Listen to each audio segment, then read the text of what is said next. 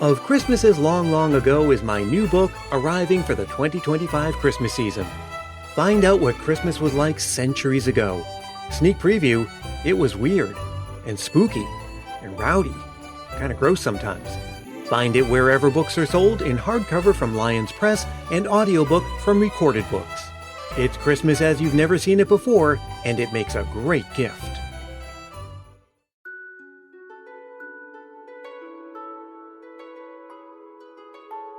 Many of our most treasured and familiar Christmas traditions are packed with symbolic meaning. The circular shape of a wreath and the holly and ivy it's made from are all said to represent eternal life.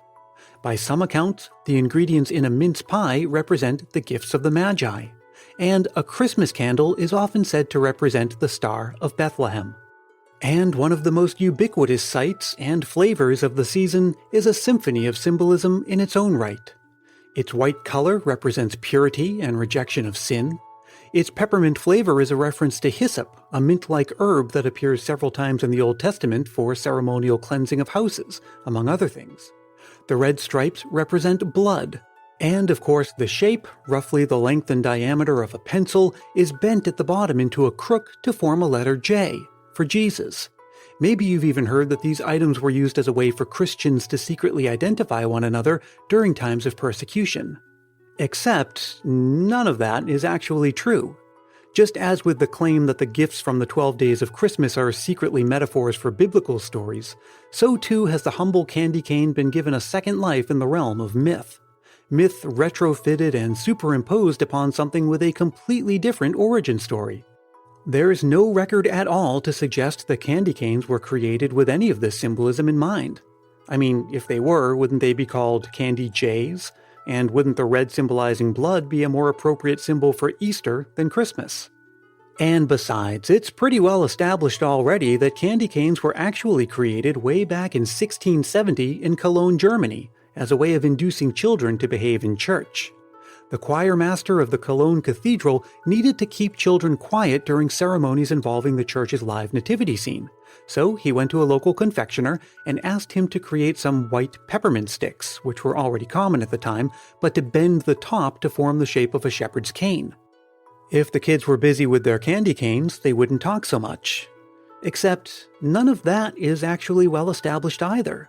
Well circulated, yes, widely accepted, sure, but the idea that candy canes A. came from Germany, B. were the idea of a choir master, C. were given out in church, and D. were meant to symbolize a shepherd's cane are about as historically supported as that first theory.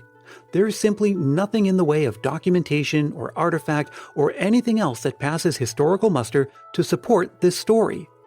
For something so closely tied to Christmas, at least these days, and whose very image and flavor is practically synonymous with the season, and for a season whose many traditions contain centuries or millennia's worth of history and culture, it may be surprising to realize that candy canes are something of a sweet mystery. I'm Brian Earl. This is Christmas Past. Let's take it from the top. Here's what we do know. Candy sticks have been around for centuries. They were usually plain white and often flavored with peppermint among other flavors. Then, as now, run-of-the-mill candy sticks were enjoyed all throughout the year. And somewhere along the way, confectioners figured out how to add decorative stripes to candy. And somewhere else along the way, someone thought to bend a candy stick into the shape of a cane.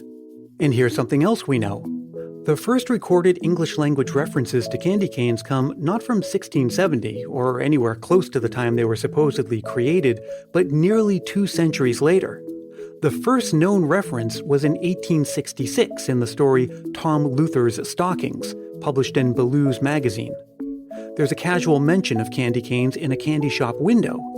There was no description as to their size or color or even flavor, and Tom Luther's stockings in this case weren't Christmas stockings as you might imagine, because the first recorded references to candy canes being specifically connected with Christmas didn't appear until almost a decade later.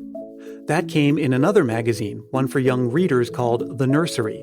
An 1874 story titled Benny's Letter includes a child's letter to Santa Claus asking for, among other things, a candy cane. His wish list also included things that are common at Christmas but not exclusive to it, like almonds and a pencil. So we can deduce that somewhere between the late 19th century and early 20th, candy canes became not only associated with Christmas, but also pretty much exclusively so. Other popular Christmas items have followed a similar course. Fruitcake, for example, was once a common cake for all celebrations like weddings. Eggnog used to be a common alcoholic beverage enjoyed year-round. That makes candy canes one of a very small number of candies enjoyed only at a certain time of year.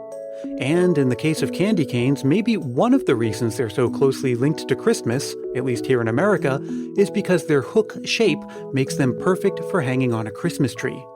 In fact, in 1882, 8 years after the publication of Benny's Letter, another short story, this one published in Babyland magazine, mentions hanging the candy on the branches of a Christmas tree. Some have even gone as far as speculating, and it is just speculation, that is the true origin of the hooked cane shape. Because it was once common to decorate Christmas trees with all kinds of food items like cookies and fruits, and some have theorized that the idea of the cane was specifically to accommodate hanging them on the tree. And it's one of the few candies, and perhaps the only candy, that's really used as much as a decoration as it is a piece of candy to eat. That's Kirk Vashaw. He's the CEO of Spangler Candy in Ohio. They're the largest producer of candy canes in America, and they produce about half of all the world's candy canes. If you've ever had a candy cane, it was almost certainly made by Spangler. The United States has a tradition of people decorating their Christmas trees with candy canes, which is not a tradition in most other countries, but in the United States, that's where most of the candy cane volume is in the world, and it is because of that tradition of decorating with the Christmas trees. But even though candy canes are a seasonal treat for you and me, they're daily work for Spangler. We make candy canes throughout the year. It's Christmas every day here. We are always making candy canes. So just what kind of production schedule is necessary to keep the shelves stocked and the Christmas trees decorated and the office candy bowls full? We make about 2.7 million candy canes every day, and we usually start making for the following Christmas. We might start around November 1st for the following year. And even though much of the work is done by machines, the first patent for a candy cane machine is about 100 years old, there's still some old-world confectionery craftsmanship in every candy cane you eat. The striping process is very manual, and it's one of the hardest jobs that we have in our factory, in the sense that it takes a while to get good at striping a candy cane. It is still done by hand, so in some sense they're all they start out all handmade. In a given year, Spangler makes about 650 million candy canes, serving a $100 million retail market. And given everything we've learned so far, we can say that red-striped and mint-flavored candy canes are the traditional form, but we don't know exactly what we're talking about when we say traditional. It's pretty likely that traditional candy canes, quote-unquote, were invented or at least finalized sometime in the 19th century. And they stayed that way until about 20 years ago. In the last 20 years, there's been more what we call flavored candy canes. For example, we make a Jelly Belly candy cane that has Jelly Belly flavors in it and Jelly Belly colors. And there are Starburst candy canes, and there are chocolate mint candy canes. And those flavored candy canes typically are eaten at a higher percentage. A lot of them don't actually make it to the tree. They get eaten ahead of time. And you've seen some of those odd ones on the shelves or shared on social media. Kale-flavored candy canes, mac and cheese-flavored, dill pickle-flavored, which, I'm not going to lie, that actually sounds pretty good. Even though we don't know the true origins of the candy cane, we do know that we're not done yet experimenting with this iconic Christmas treat. And candy canes play a part in this episode's Christmas memory. If you've been following the season so far, you know that the Christmas memories will work just a little differently this year. And that's because I'm recording most of these episodes in the summer when it's still just a little too early to ask you to send them. And I'm doing that because come early November, we'll be welcoming a new member to the Christmas Past family and to the household here at Christmas Past headquarters. So, in many of these episodes, like this one, the Christmas memories you'll hear will be from yours truly.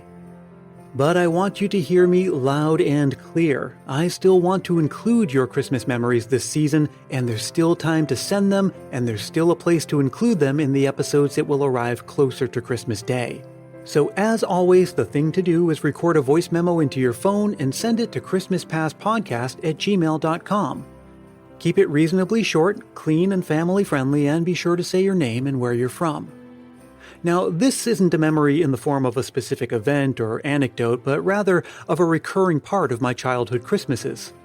Every year, my siblings and I would wake up at the crack of dawn, if not sooner. My parents, understandably, wanted to sleep in a bit.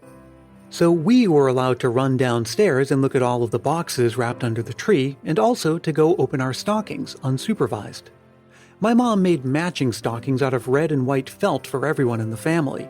I still have mine to this day, and I still hang it up every year. The stockings were hung by the mantel throughout the season, but on Christmas morning we found them laid out on the living room furniture. And that's because the stockings were on the small side, not big enough to hold all of the gifts that each of us received. A typical stocking for me would include those chocolate coins wrapped in foil, a tube of chapstick, perfect for fighting off the chill and dry air of New England winters, a coloring book, one of those puzzle games with the ball bearings where you had to align and balance everything just perfectly, and always a candy cane. We'd spend the early morning going through our stuff, sharing and playing and speculating about the other items under the tree, until my parents staggered downstairs and began the morning's main event. What kind of things did you get in your stocking when you were growing up?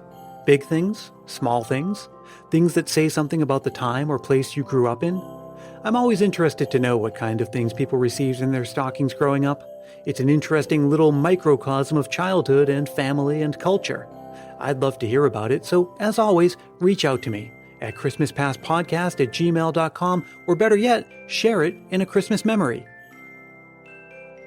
Christmas Past is produced in wonderful Willow Glen, California by yours truly, Brian Earl. Thanks so much to Kirk Vashaw, and thank you for listening and being part of the Christmas Past family. Hey, I'm doing my part to grow the Christmas Past family. How about you? Telling a friend about the show or leaving a review on Apple Podcasts are quick and easy ways to show your support, and they really do make a big difference. And if you do leave a review on Apple Podcasts, I'll send you a Christmas Past sticker and a handwritten Christmas card to say thanks. Reach out for details on that. You can also connect with me on Facebook, Twitter, and Instagram, and let me invite you to join our private Christmas Past Facebook group for the 2020 Christmas season and beyond. And visit christmaspast.media for additional Christmas fun like articles, quizzes, infographics, and more. I hope your 2020 holiday season is off to a wonderful start, and I'm looking forward to spending it with you together. Until we meet again, stay safe and healthy, look out for one another, and may your days be merry and bright.